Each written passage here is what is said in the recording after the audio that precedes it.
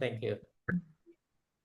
Okay, we are recording now. So, yeah, to whoever is watching it later, welcome to this webinar. This is a situation update on the earthquake that struck Afghanistan towards the midnight of the 31st of August, 2025. And it was close to 6.0 on the Richter scale, and it caused extensive damage and loss of lives, particularly in the eastern provinces of Afghanistan, as well as some neighboring countries as well. And the intention of holding this space is to really listen and learn from people on the ground, and also to understand how all of us from the rest of the world can contribute to support people in Afghanistan. So that's the primary intention of this conversation. As we go along, we will focus and offer most of the speaking time to our speakers who are based in Afghanistan. And then we also have some people who are from Afghanistan but not based there currently. We'll also hear from them, and then we can also take up questions towards the end. So that's how we'll flow for today. So I will start off by introducing our primary speaker, Fahim Rahimi. And Fahim is joining us from Jalalabad in Afghanistan. He is a Rotary Peace Fellow and an assistant professor of English and Peace Studies at Nangarhar University. And he's currently pursuing his PhD. And he works in at least 4 languages that I know of. And he's been doing a lot of work with various organizations, including the US Embassy and the organization called Afghans for Progressive Thinking. And he's been actively facilitating youth dialogues on peace and tolerance and openness. He's also founded a youth organization called the Kuzgunar Youth's Educational and Cultural Organization back in 2005, and he's published several papers and also translated resources in peace building from English into Pashto. So yeah, he's had a very varied background. Fahim's joining us from the ground. Also joining us from the ground in Afghanistan is Mujda Rahbar, who, for reasons of safety, I will not introduce too much, but it has been very rare, at least in the last couple of years, to hear female voices from Afghanistan. So, Mujda, we're really grateful for everything that you do and for your presence here. And as we go along, please feel free to share whatever feels safe to share about where you are and what you do. So those are our 2 primary speakers, and we are also going to be supported by Mahmoud, who's Afghan, currently based in Indonesia, pursuing his PhD. And we have Omid, also Afghan, joining in from the UK today. And in the UK, he's been working with an international organization particularly around the area of security and rescue. So, and that's our composition today. We also have another person from the ground, that's Mursal, again, a female voice from Afghanistan, who will come in from time to time as well. So, Fahim, let's start with you. If you could give us a general situation update around what the situation has been like in the few weeks that have passed after the earthquake, and how do you think it's building up in the coming few weeks? Okay, thank you so much for the opportunity to speak about the earthquake. I'm here today not as a speaker, but a voice of millions of Afghans suffering aftermath of devastating earthquake in August 31st in Afghanistan, especially in Kunar in eastern provinces of Afghanistan. Uh, the mountains in our provinces, like when I say our provinces, I mean like Kunar and Laghman and Ningarahar, where I am based in. Countless life, homes, and hopes have been buried. Uh, and the world could count the numbers, but I'm here to share the ground reality of this situation. When I say like the entire village have been damaged, and we are not talking about the damaged buildings here, because we are talking about the communities that have been erased from the map, because Kunar is a province where most of the mountains located over there, and the people there are very poor, and the area that are affected are very remote area, and it was very difficult even for the people to go by their own feet. Even transportation system is very hard to find out there. That area is like not only after the earthquake, but before the earthquake, they were living in mountain areas that people take almost 2 or 3 hours to get their foods and to get access to some health facilities. And when this earthquake happens, it was very difficult uh, to help out them because it was midnight over there, and it was very difficult for them to access. However, in Afghan government, they tried their best in that situation, but unfortunately, we have only 3 helicopters that were based in Ningrahar, and they were traveling over there to bring up some of the injured people. But there were so many dead people, and still there are people there. They're unable to be found over there, and the people and the situation over there is not explainable actually, because the hospital are still standing and overrunning the lack of basic supplies, pain, even they don't have painkillers over there, and the space to treat those patients is also not the place that everyone can be accessed. And if you go over there, like I went a couple of days before, you could just smell the dust and the loss everywhere. So the survivor now facing exposure, they have lost everything, their homes, their livestock, their resource, even water. They're sleeping in the open areas. And now nowadays, as you can see, the winter is approaching, and those people they don't have shelters, even the shelter elements, and the diseases and public health is not very good. However, on the media we can see like there are so much aids are going back to corner, but if you go to the real areas, especially the mountains, where the access is very difficult for the health workers, and the aids that are being sent there is not enough for those people who lost their lives. We can see like there are families who lost like almost their 11 members and their last 10 members, and only one is left over there. And when you interview him or her, so the only thing they want, they say that how how this trauma will be over and how I will be relieved from this situation, because this disaster has been particularly cruel to Afghan women and children over there, because men are working abroad and they lost in the earthquake, leaving women as the sole caregiver for their children, now without a roof over their heads. So these things can be considered like a very extreme situation. And when we are thinking about this, how we can formally and informally support those people, it's not about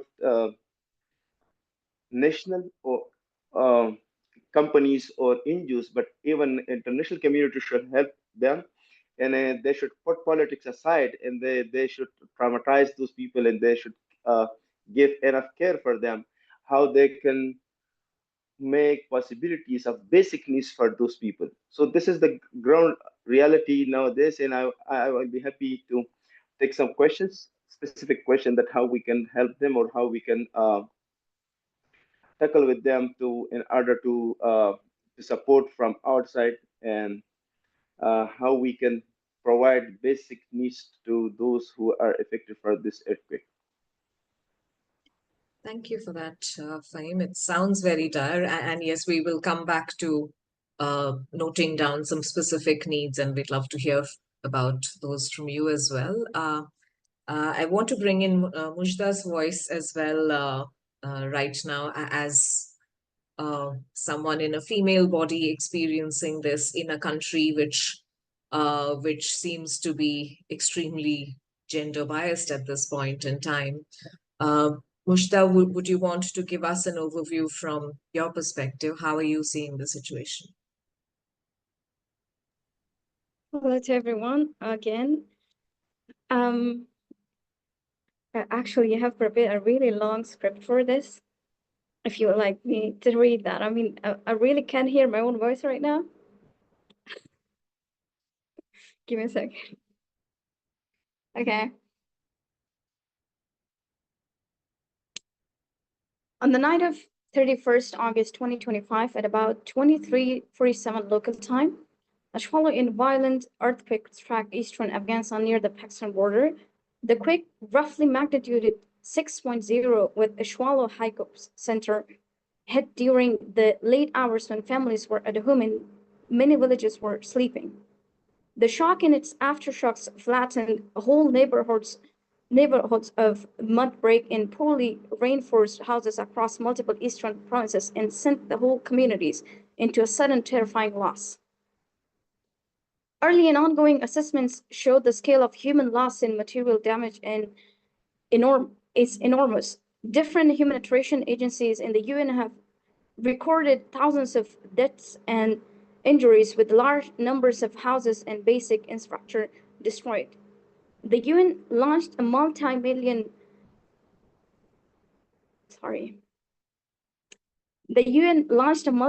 emergency appeal for roughly 140 million to reach people in need, noting that thousands of homes were destroyed, thousands of people injured, and many villages remain hard to or impossible to reach because of the broken roads and mountainous terrain. Relief teams reported thousands of displaced people, damage to health facilities, lost livestock, and grain stores.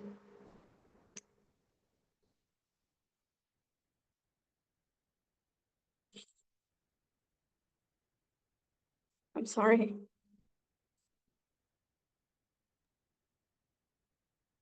Would you like to take a break, Mujda? I mean, it's okay. I can go on.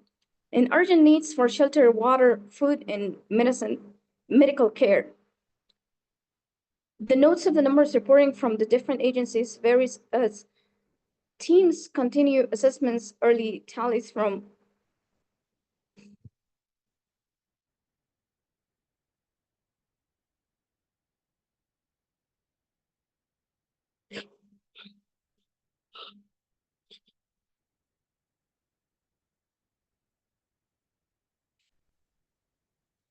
I'm sorry. Can I say something? Yes, please. Okay. So I have to mention something. One of the important issues I have to mention is that there were no services for women in the hospitals. So as you can see, Afghan society is very involved in religions and these things and beliefs. When the female earthquake victim went to the hospital, there was a shortage. So female doctors and health personnel, and because of forbidden issues, even male doctors were not allowed to treat women.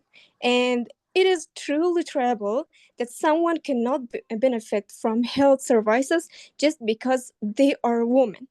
And it was like, I can't say about it more than this, but it is really terrible about Afghanistan that no woman can go to health service center because of being woman. That's why. Could I continue? Yes, please. I'm sorry. No, Okay. please. The The early tallies from the major agencies and media confirmed deaths and injuries in the law, thousands and damages to several thousand homes across Kunar, Nangarhar, in Lakman, mainly Kunar, and neighboring provinces.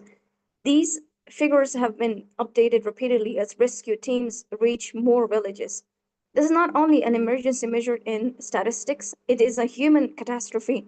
Children who lost parents, mothers who lost their homes, farmers whose winter stores and animals were wiped out, and entire communities facing the harshness of approaching cold weather without proper shelter, heating, or full. The timing late at night in a swallow depth and made the impact fall worse. What people in the affected districts want from the international community is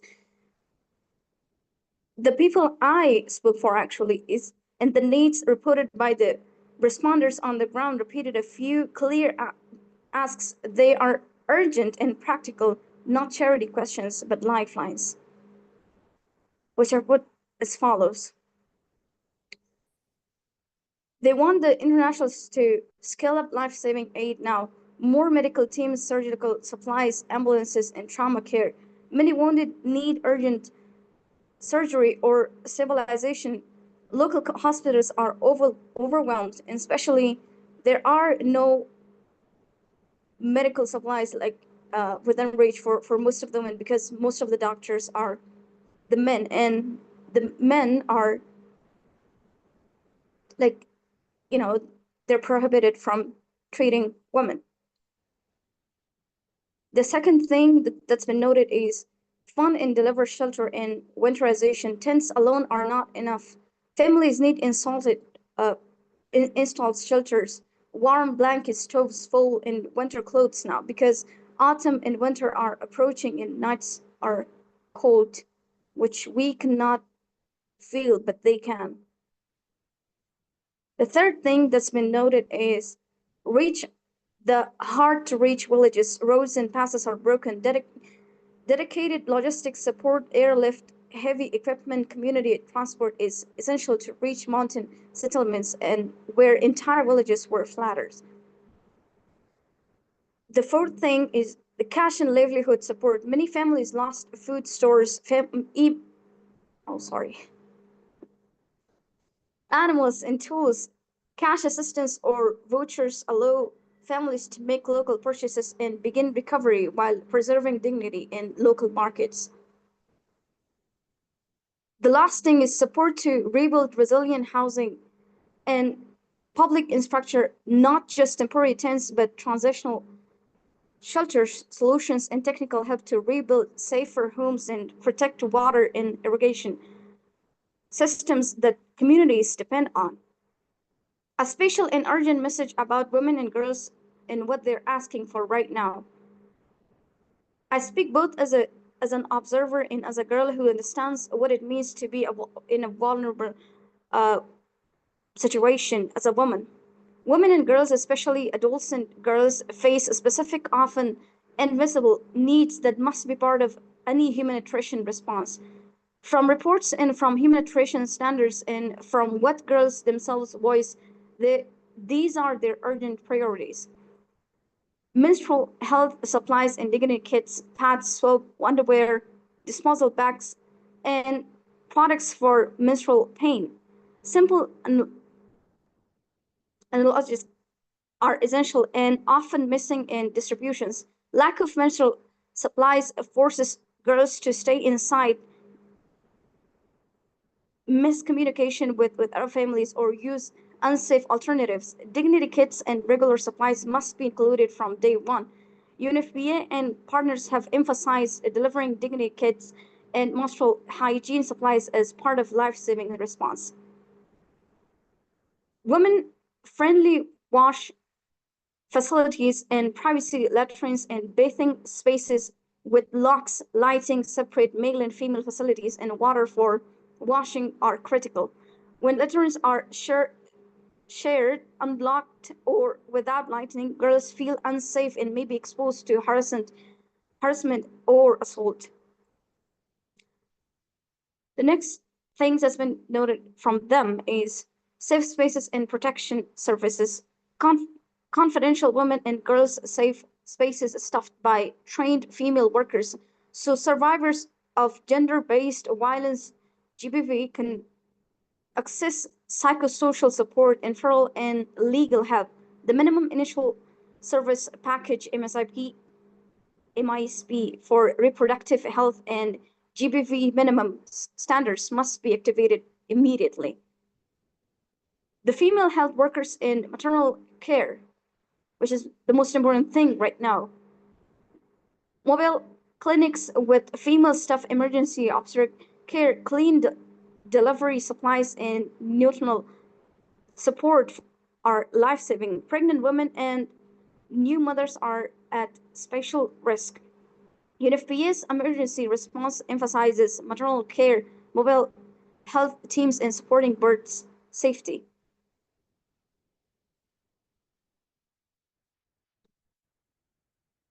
The next thing that's been noted is security, lightning, community protection. Girls say they feel unsafe in crowded tent sites, especially at night. Solar lights, community policing with women included in separate sleeping areas help reduce risk and enable girls to move safely to latrines or clinics.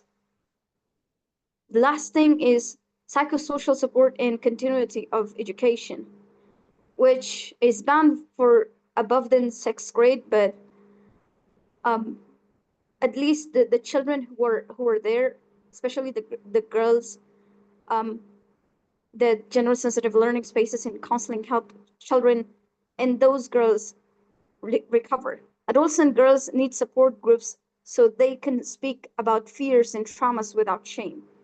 And it is not a shame to talk about what they fear. I emphasize the menstrual point because it is smaller seeming but devastating in practice. When girls do not have pads, adequate clothing, privacy, or pain relief, their mobility, dignity, and basic health are taken away. NGOs have been excellent at sheltering, food, and medical care, but menstrual supplies and safe, private, and wash for girls are too often left off priority lists. This must change now.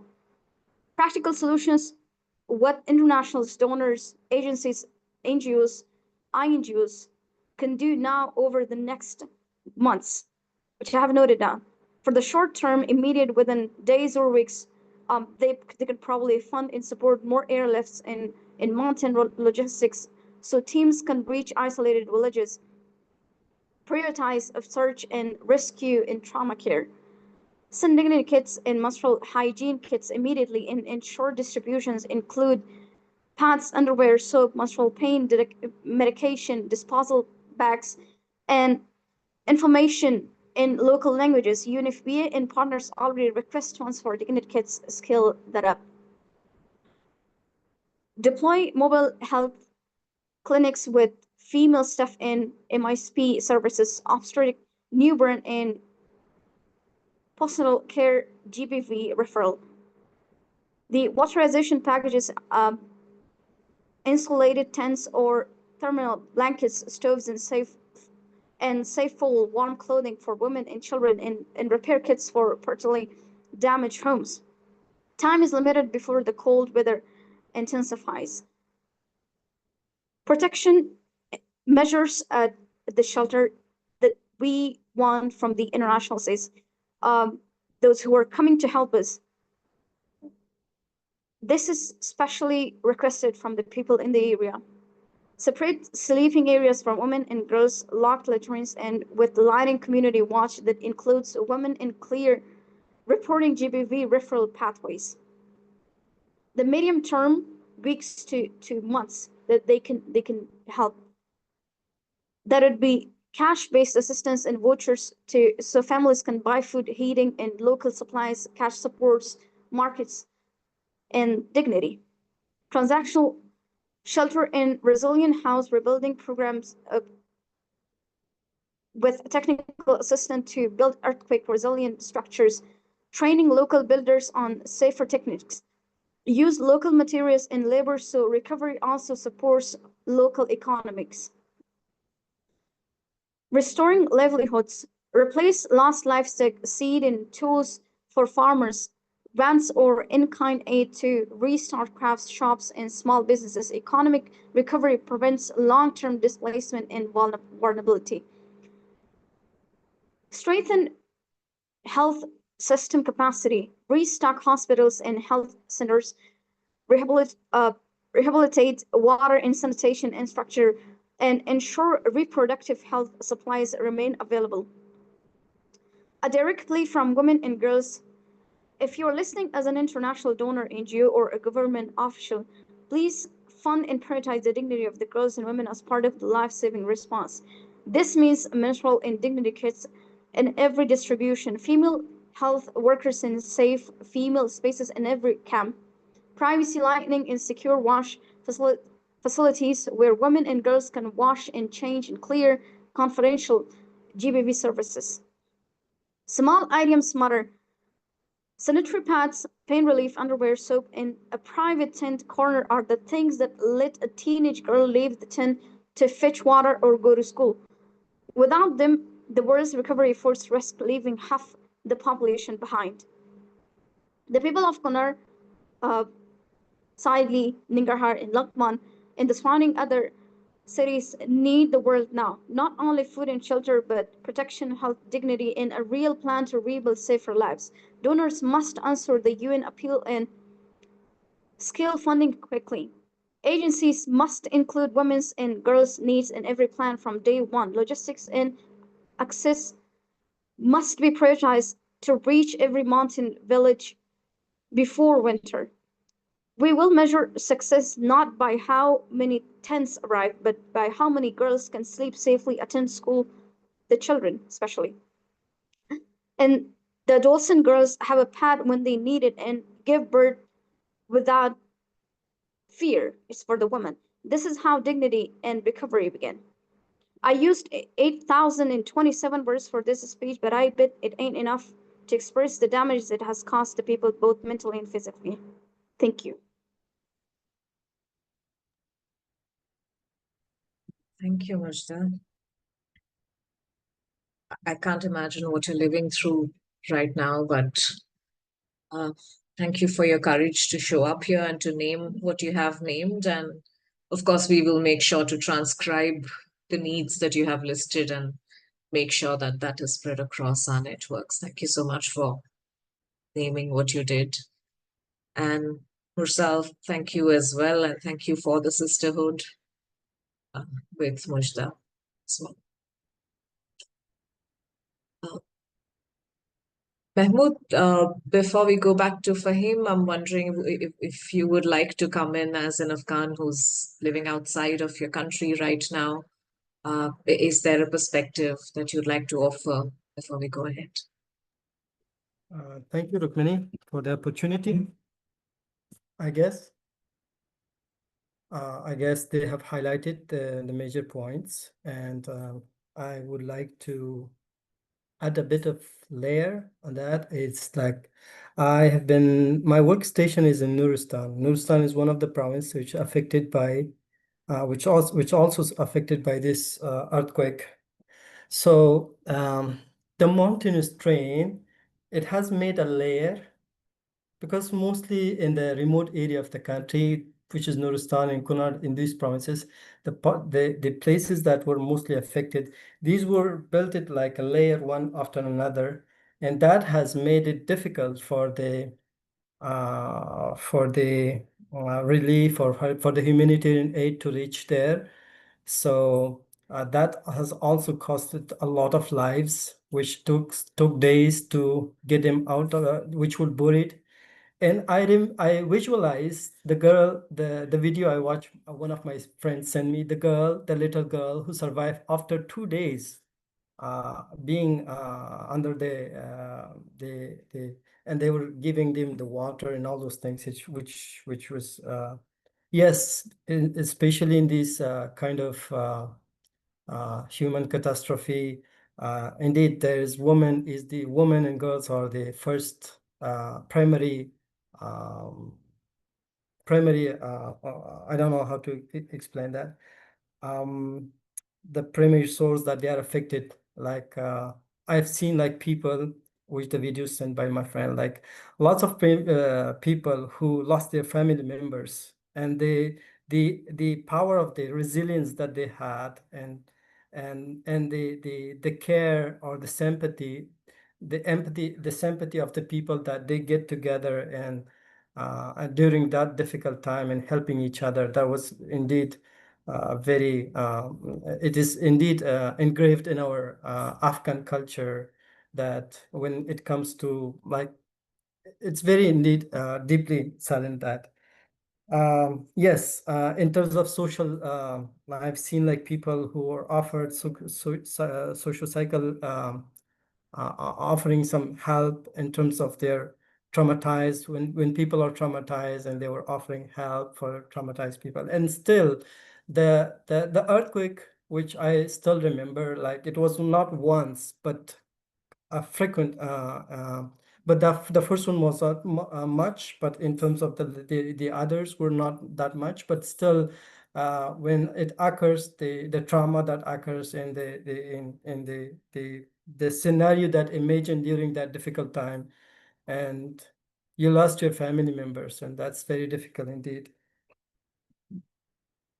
Yeah, these are the things that I imagine. This is the way I pass these three provinces when I go to my workstation. Jalalabad, my hometown is Jalalabad, Nangarhar. So I go to Kunar, and from Kunar I go to Nuristan. So I still visualize that 9 hours of rough road and all those peoples stopping by and meeting those people. So it's still, when I go back to Afghanistan, how can I visualize the image on those people and these layers, one after another, that they were lost their lives. I think that's all. I think we should give the opportunity to Omid and Fahim that they could add more on that. Thank you so much for the opportunity. Thank you, Mahmood. Omid, would you like to come in here? You're also Afghan and based in the UK now. What would you like to offer us in this context? Thank you very much for this opportunity, and thank you very much for the Rotary Peace Fellowship Alumni Association for taking this important initiative. At the end of the day, we are all working for the humanity, for peace, stability. So that's always appreciated. And humanity is always alive, and humanity is always united, apart from the politics and apart from all the other main and subtopics. And as Mahmoud said, whatever Fahim has highlighted, Mujda highlighted, so that's the comprehensive picture they presented. I don't want to touch on those topics which is going to be repeated and not interesting for the audience of this important space. What I would like to highlight, if you look at the construction of those places which are affected, that's like quite, or if we say eligible and quite targetable for such an earthquake. Mean the construction is not standard. So at least there have to be some sort of standard according to engineering. When there is a construction, they look at the risk management. So from the viewpoint of structural engineering. However, for the last 40 years, where Afghanistan was always in war, in conflict, there was no chance for all these standardization in different walks of life. That's why, again, we need peace. So in order to avoid all the natural disasters or the disasters which are man-made disasters. So the country has been facing with man-made disaster for the last 40 years. That's why it was quite easy for the natural disaster to hit that country quite forcefully. So I think if the man-made disaster was not there in the country, and the space in the ground was open for the standardization, for the construction, Mahmoud, I, Mursal, Mujdab, Fahim. So we are all from the same country in the construction, and every part of the country is the same. So it's because of that will project beside the beauty, the natural beauty of that country, but still you will see the image of poverty. So in those constructions as well. So that's why for the last 20 years, where the government was, there was a government under the title, the Islamic Republic of Afghanistan. I used to work as a part of a anti-corruption project, and we have highlighted and we have investigated many corruption cases, particularly in emergency response projects. When there was emergency, when there was a natural disaster, man-made disaster, and of course there was a humanitarian aid given from different countries and different international humanitarian organizations. But again, there was the question of transparency and accountability was always a big question mark on the ground.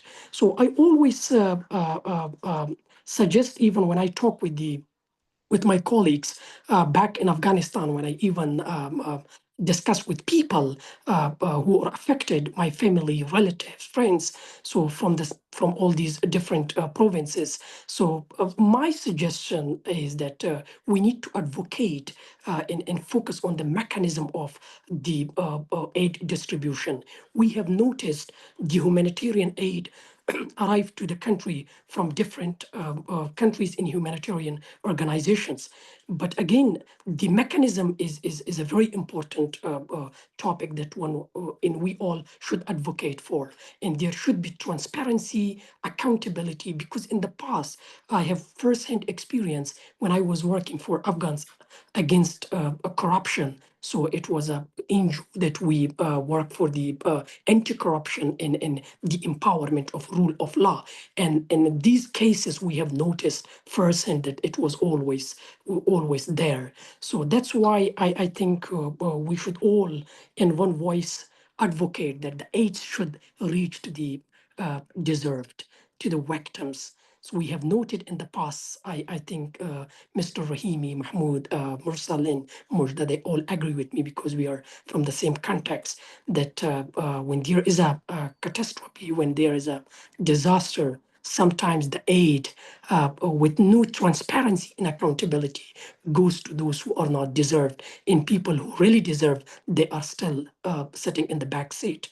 So that's the mechanism, and the distribution process should be enough transparent. And of course, there are lots of horrible stories, and one cannot tolerate even to listen. So like if you have a family of 10 and there is only one survival and the rest has gone. So I have two children with myself. I even cannot tolerate even when they sleep a little bit longer. How can one tolerate that who has lost almost all his family members?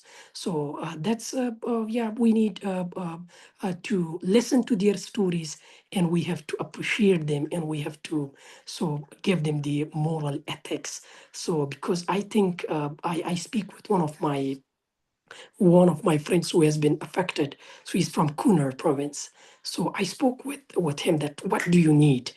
What really you need that we could help you? He said that I don't need anything, because if I needed anything, there was someone that I needed for.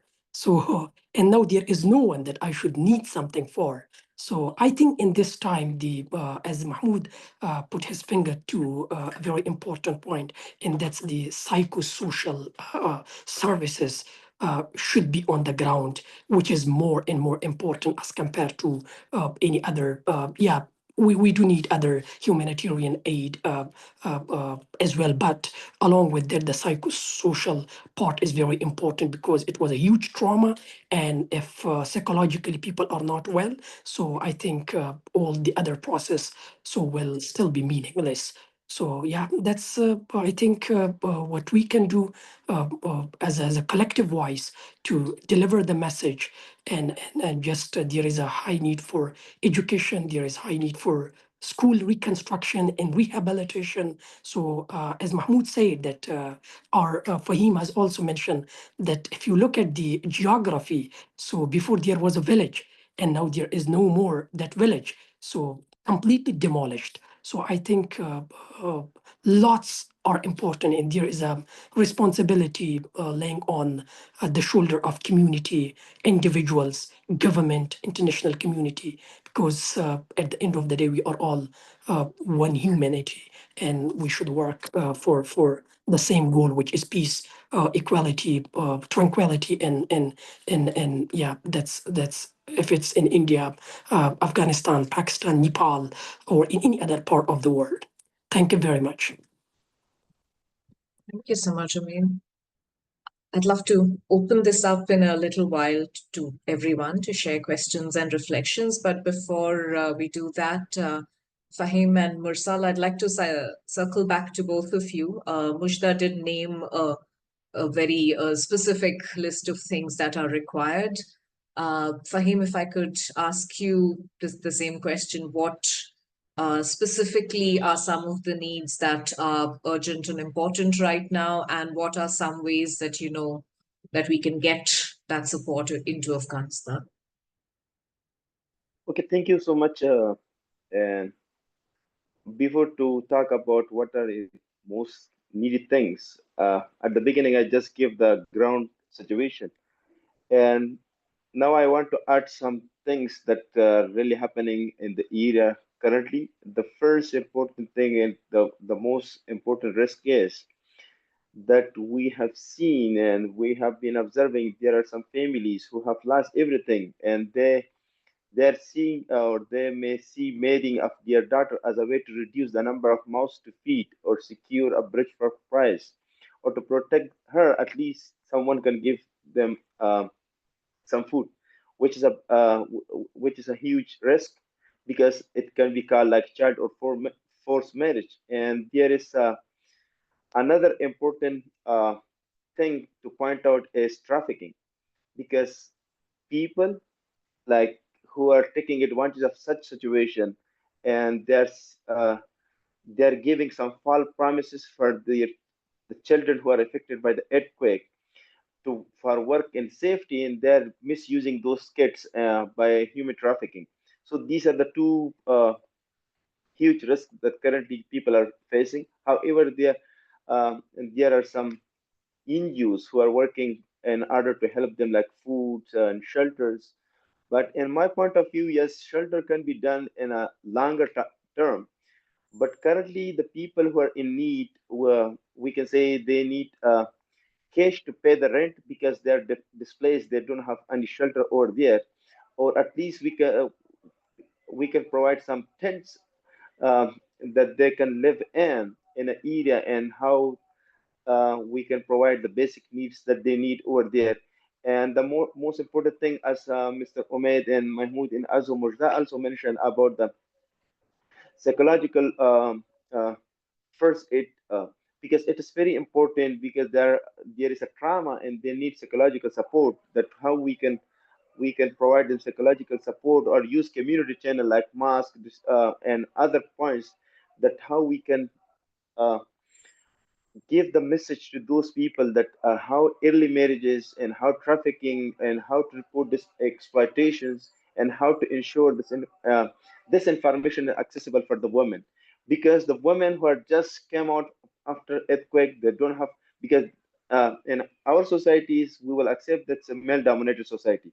When there is no man or there is no elders, so whatever you say to the women who just came from the village, and even they didn't see the city in the life, and they don't know about their basic rights as well, then they can easily be used. So that's why it's important for us to use some channels to give psychological support for those people. And we can do this by presence of female staff or volunteers, because these all aspects of responses, distribution, registration, management must include female personnel.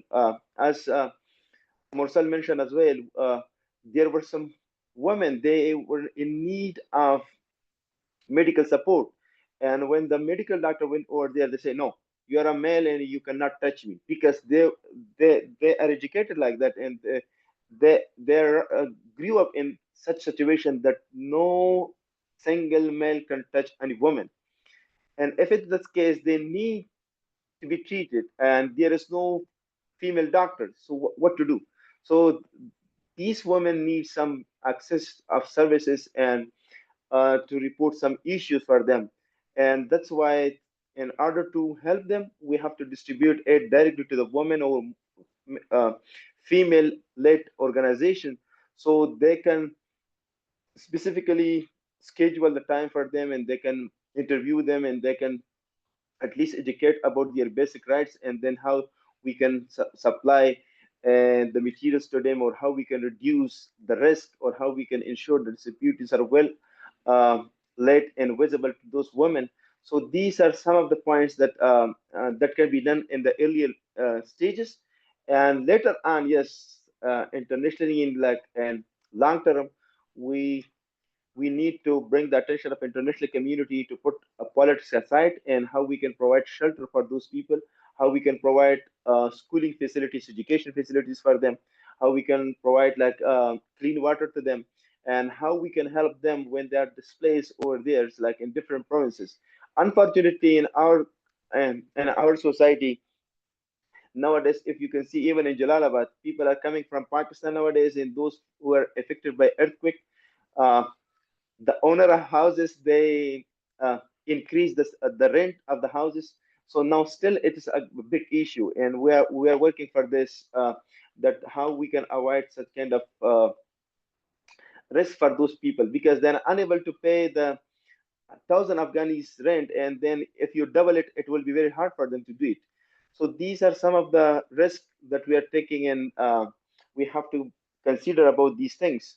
So and my point of view, nowadays, if we want to help them, if we are unable to provide a full shelter, at least a tent, and then we can provide solar system, because they need of lights.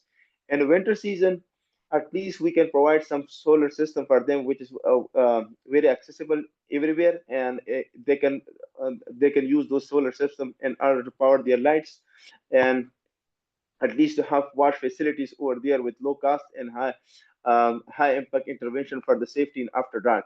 So these are the things that we can do it right now, and hopefully for the long term we can support them in order to have safe houses and safe places. Thank you, Fahim. Fahim, would you recommend any specific organizations that we could direct donations or cash transfers to?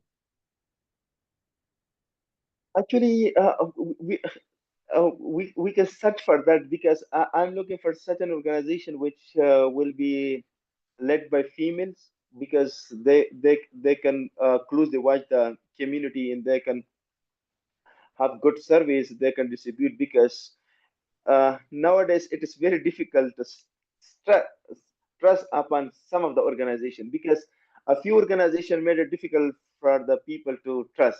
But we can use one. We we we have studied this in Chola as well, do no harm. So we have to design and deliver in a close consultation with the community, especially women, to ensure that culturally acceptable and actually enhance safety, rather than unintentionally creating new risk for them. So we have some women who voluntarily do this job without specific organizations, and we can look for those organizations. And even if there are some international organization who is led by female workers, so we can find out and we can send over there. Uh, Rokmani, can I add one point here? Yes. So specifically to your question, as I was a part of this NGO in charity for a long time back in Afghanistan, when there was such a disaster or anything happened like this in the past, so the organization, when they received the projects or the humanitarian aid, maybe my Afghan colleagues will agree with me on that. So even in such a humanitarian aid projects or programs or distribution or emergency response projects. I think there should be low admin cost given in the design of the project. However, we have noticed that always in such a distribution, in such a project's implementation, so there is always a huge cost of admin cost in the implementation process. So I think that's also a very important issue that we need to, that was a part of our work as well when we were in Afghanistan, and still when we are outside Afghanistan, but still we are connected and to promote the society with volunteerism. So there is a volunteerism going on now, but when it comes to organization, national and international, so there is always a question of transparency and accountability, particularly when there is the idea comes to the implementer contractors, which is the national level NGOs.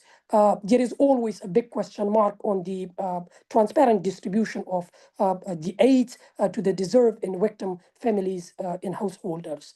So that's a very important, we should note and keep it in mind, and inform the society and even the government and local authorities about that this is a humanitarian aid, and it should be free of corruption. At least it should be something distributed in the sense of humanity, and that should always be in the front seat, I guess.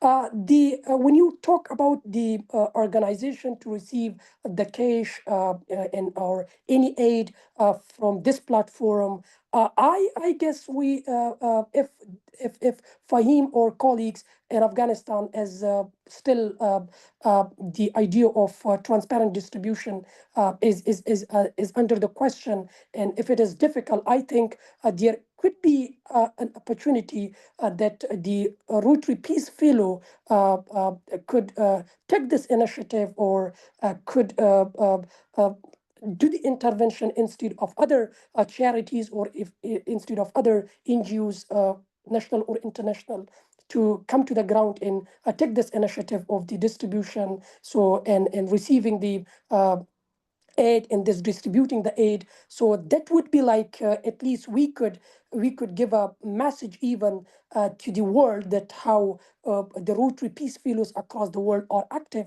and they could also play not only in terms of supporting financially from longer distance, but also they are available on the ground in person to reach the victims. That's one of my suggestions. I'm not sure how far it will be feasible, how far it will be possible in the current situation of Afghanistan, because Fahim better analyze the situation, because I think even if you do any work, so you have to involve the local authority, and there are lots of other questions you need to answer. So I don't know if for a group like Rotary Peace Fellow, alumni group, which is in Afghanistan, is possible for them to receive the assistance and then distribute the assistance. So I'm not sure about that, but it's my suggestion. If it is possible, I think that's the best way to do the intervention and address the right and deserved people. Yeah. Thank you so much. I mean, Yeah, thank you, Mr. Ahmed. Yes, as he suggested, I think it is the best solution, because I have observed in a couple of days, in a couple of weeks, like some of the NGOs who are just thinking or about money. I would say, like because if we consider one bottle of water, like if it is like a 0.05 cent American dollar, but when it went to Kunar and when they distributed, they counted like $2, which is more than uh, 100 times, I think. So that's why I mentioned earlier as well. It is very difficult to trust on some of the NGOs, and it would be a good initiative if we could help, like as a Root to Peace Fellows, and we will search if there are other fellows currently in Afghanistan, or we can find out some volunteers. Like there are some great volunteers who can directly take the supports, and they can voluntarily distribute those to the people. fine. Mursala, I was wondering if you'd like to add to what Fahim and Mujta have requested for in terms of the kinds of aid that is needed? Yes, of course. As Murja said, Murja mentioned lots of things, and I support her speech. So, and I want to say some key needs. At a first, emergency shelter, like all of us know, safe tents, blankets, clothing, and protection from cold nights. And the second one is food and clean water. We know about clean water. Nutritious meals, clean drinking water, and cooking supplies are that things that they need now. And healthcare about emergency treatment, medicines, maternal and child health services, and also woman health services, and also psychological support. It is very important. And also with that, children's protection, safe spaces. We know children will be live, okay, so that's why we have to make some things like spaces for their play, their learning in a community. And also women's right and protection, like safety from violence, equal access to aid, and also some female health care. And I again wanna mention something about female healthcare workers, deployment of female doctors, nurses, and midwives to ensure women and girls can access essential care about that. And community and solidarity about support and collective healing, like these things. So, and then the next one is support for the brief, like um, uh, compassionate, like how can I say that? So you know about it. Uh, and the next one, it is important. Uh, Livelihood and financial support. Like we know they don't have any money, so cash assistance, job opportunities, and these things are that I want to mention. And that's all. Thank you. Thank you so much, Mursal. We have a few minutes left. Elaine, would you like to synthesize the conversation so far and then lead us into Q&A? I see Mujta's hand up. Mujta, please go for it, and then Elaine can follow. Thank you so much. I'm sorry again. Just additional to Mr. Fahim's request when he said about the NGOs, different NGOs who are assisting the UN or UNFPD or the WASH programs to help people. Like many of them that I have, like me personally, I have, seen them doing it. Is that they impersonate the vulnerable groups, and they present that to receive the aid that is actually supposed to go to the people who actually need it. So if there's like another request I could add up to is, a good supervision for it, like trusted NGOs and supervision to be done when the aids arrive. Yes. Yeah. Thank you, Mujta. Elaine? Thank you. Gosh, there's a lot that's happening, and I guess to synthesize what you all have shared, the thing that strikes me is the overriding challenge is an issue of trust. Trust in terms of the leaders of the country, the responders, but also, I guess, going back to this is obviously a humanitarian issue, but there's also it brings to fore all the issues that have been there before, like the structural inequalities, the gender issues. And so it's compounded, it's brought to the forefront because of these humanitarian issues, the lack of safety that women have. And unfortunately, this is now impacting on their very lives, because the people who are who have given an oath to help protect the lives of people, to help people to heal, are unable to do it due to religious constraints, cultural constraints. And so there's a very dire situation where a large segment of society aren't able to access healthcare for the very reason of these inequalities. But there's also a trust issue in terms of the systems and networks that are there to serve during a humanitarian response. Local communities do not feel that they are getting all the aid that was sent initially due to, I guess, the tax, informal tax of local governments or whatnot. So underlying this also is this issue of trauma that people are having to deal with, trafficking and whatnot. So it's very horrific to hear what you are all going through, and I'm very grateful to all of you who have been able to join us to give us this briefing. We hopefully will try and summarize some of these needs to share with our networks. But yeah, I'm very grateful that you've given this time to share with us and put so much effort to share in a very cogent way what are the needs on the ground. So thank you. Thank you, Ling. We have a few minutes in case Rachna, Spencer, Karanka.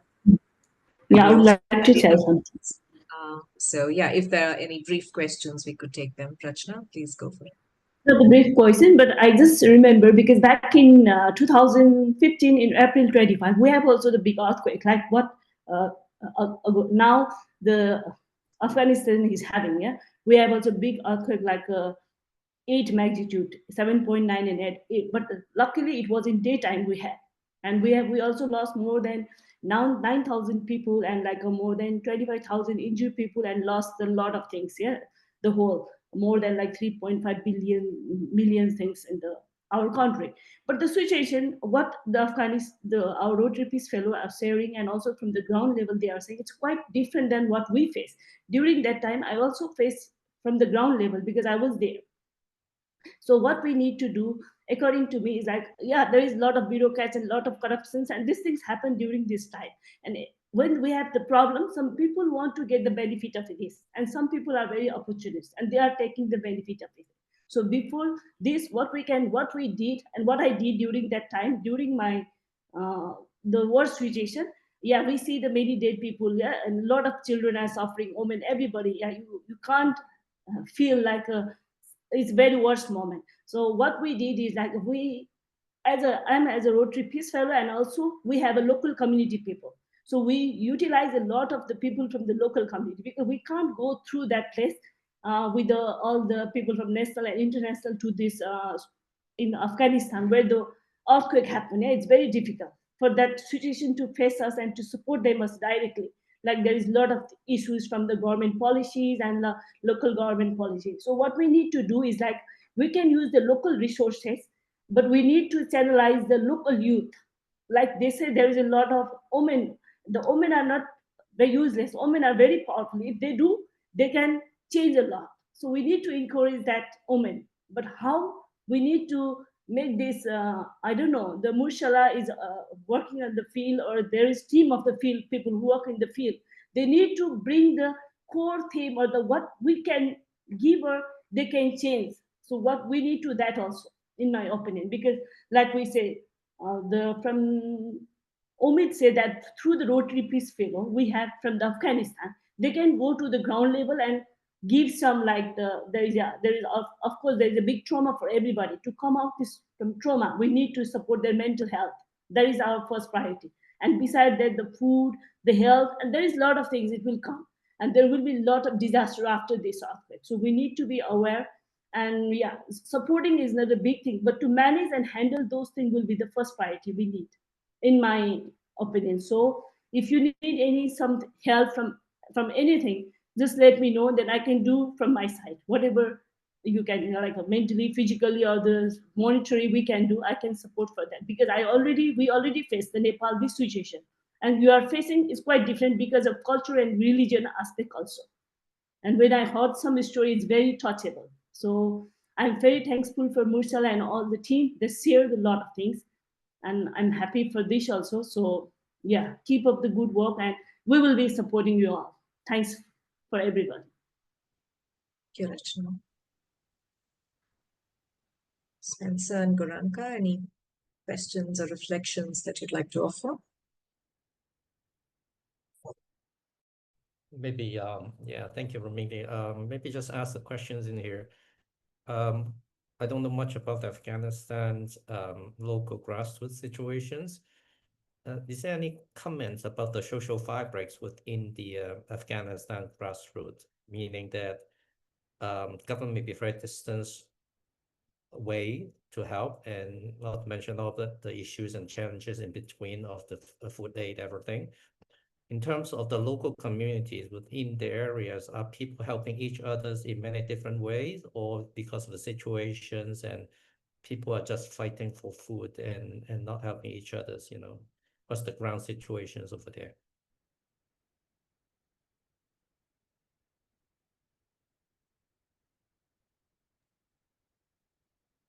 I think who would like to pick this up? Fahim, Mujda, Mursal? Perhaps both of you? Okay, thank you. Actually, Spencer, thank you for your concern. As I mentioned earlier, in the ground reality, yes, it will be okay for the community, but still, we are living in a country where we how we would put in the words, like culturally and also like from the government side, a little bit restricted. So we cannot openly work that much that we want, or we cannot raise our voice as much as we can, like in other countries. As Rachna mentioned earlier, yes, there is potential possibility that women have the power to change. But looking back to our country, looking back to the situation, we still need some time that this voice could be heard, and that voice can be raised, because we have to consider the situation. I would not put in other words, but we have to consider the situation, and we have to look at how our government will deal with the international community, and how the structure will go on. Then we can work for some changes. Thank you, Fahim. Mujda, did you want to add? No, ma'am. You asked if I wanted to ask anything or add it. I just wanted to say there was nothing else. It's not like it's finished, but it just I think that was all I had in mind for now. But I'm sure I missed on a lot.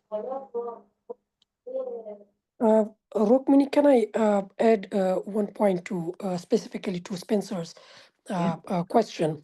So when you look at look at the ground. So when the disaster occurred, so there is always a spirit of unity among the people. And we have noticed that people just whatever they had in their home, they just donated, and they just went there, and whatever they could, they provided.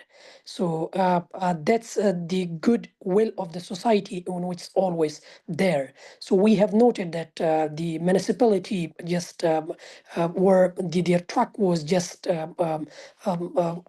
crossing different routes with the loudspeaker, and everybody just whatever they had. So if it was even a bottle of water, so at home. So however, Afghanistan is going under economic problems as well, but the society did contribute. The society, the volunteers, the youngster, the youths, They just went all the way from Jalalabad, from all different parts of the country voluntarily to go and just work with the local authorities in order to reach the victims, so and bring them to the safety. So yeah, volunteerism is there, and it's a part of the Afghan society and culture, which is always appreciated. So yes, Spencer, there is such a spirit, and it's always there. So if this spirit was not there, so looking at the current situation of Afghanistan, which is politically isolated on the international agenda, so it was very difficult for the government to handle the situation alone. It was the people and come from different part of the country, and so try to bring the situation under control. But again, we need more to do. So the government has their own responsibility.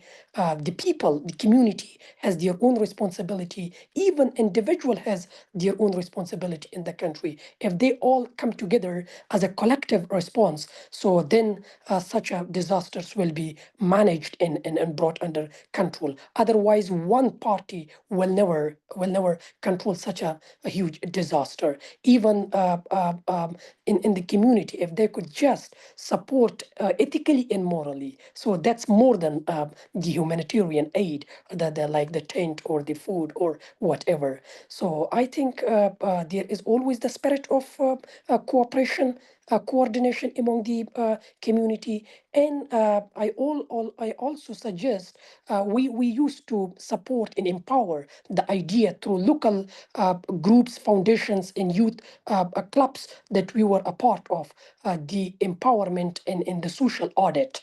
So we wanted that there should always be the social audit, and the social audit can bring more. So when we talk about corruption, as Rachna mentioned, when there is money, there should be corruption, and there should, and you cannot ignore that. But if people are there, if they watch everything, so I think that's possible to manage. So that's one way, in more effective way. So I agree. So but still, like if there is any support from the Rotary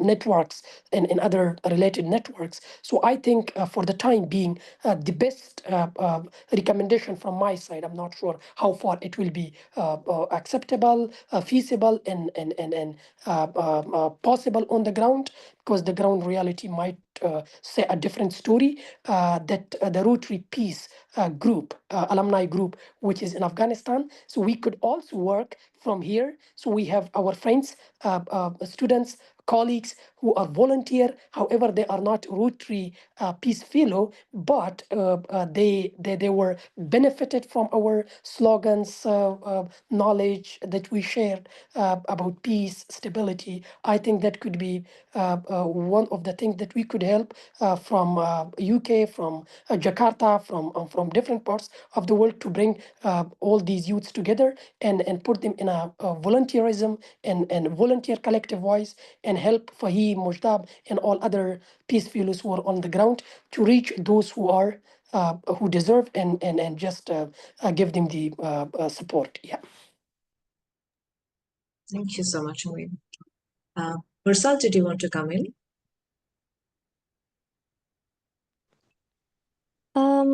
Yeah, of course. So actually, I want to speak about my organization. We are all volunteers. So Sapidan organization has been working for almost 2 years with a clear vision to serve people through education and culture. And all of us are volunteer with no money. So from the very beginning, all our work has been carried out free of charge. Sorry, and driven only by compassion and commitment to our community. So we were proud to have built a strong team, and for education part and cultural part, we have lots of teachers that teach lots of subjects for free for girls and boys. So with that, we supported women and um, we strengthen the community bonds. So that's why now after that we know about earthquake and everything in Kunar, um, I can suggest that my team is ready. They all of us we are ready to work as a volunteer with you if you want, and we have a good network. We can work for this. So if you want to volunteers or these things, you can contact with me, and we will try our best. That's wonderful. Thank you for the spirit and the generosity, Mursal. Would you like to name the organization? Is it a collective? Yeah, of course. Sepidon organization. Yeah, Could you also spell it on chat so we can make yeah, a note of it as well? of course. Thank you. We are almost at time. Just want to check in, Goranka, if you have any questions or reflections that you want to offer our speakers. Yeah, look, I think so I work in communications, so I could, that's something I could help with.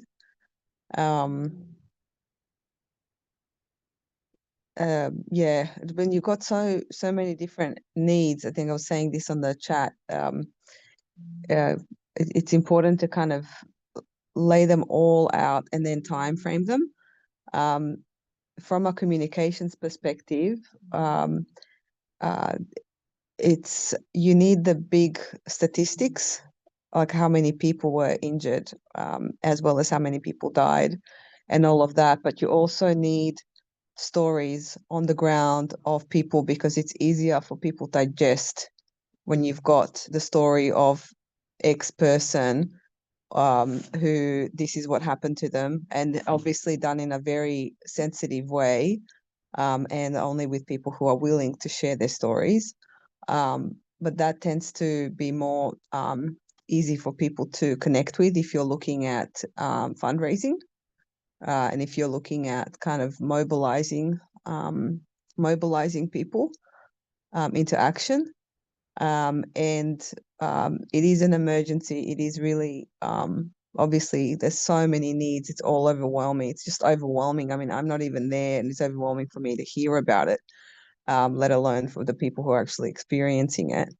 But even with that, it might be worthwhile to have like even like a very basic plan, maybe meet another 2 or 3 times, come up with a plan.